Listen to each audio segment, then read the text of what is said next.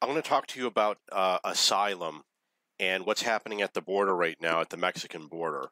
So I've done some research on this, and the reason why is because I had an employee whose father was assassinated because he was running for office. He was running for mayor of a town, and basically the opposition killed him.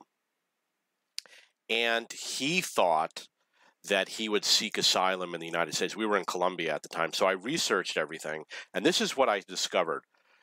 There's no such thing as all these people seeking asylum. They are not eligible for asylum, and I will explain. Asylum, there's something called the Geneva Convention, and there's many tenets of this convention that are important. There's a definition for asylum. Asylum means that a country will take you in and protect you under a few conditions. Number one, your own country must be unwilling to protect you. So you have to go to your own country first.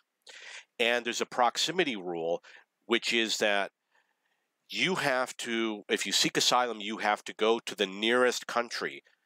So, for example, if you're in Costa Rica, you would not go to the United States. You might go to Nicaragua, which is a neighboring country, to seek asylum. These people with these caravans, a lot of them, for example, it says Honduran migrant caravan, they're not going to their closest country for asylum. They don't need protection. They're coming because they want to illegally enter the United States. It's not because they want asylum. So there's another part of the definition of asylum, and this was all done by a treaty, the Geneva Convention.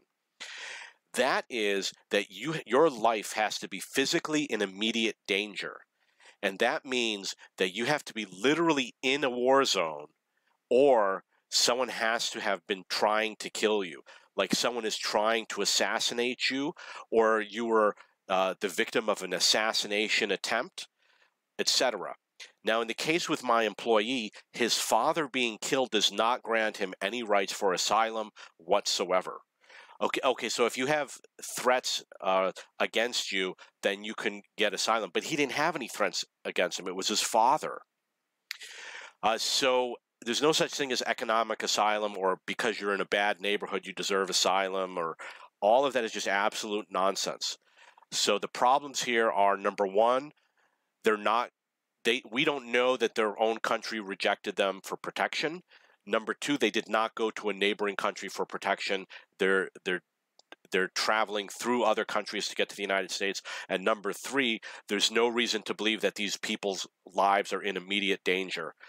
Okay, so there's always going to be someone who says, well, they live in dangerous neighborhoods. Well, sorry, I don't buy it. You know why?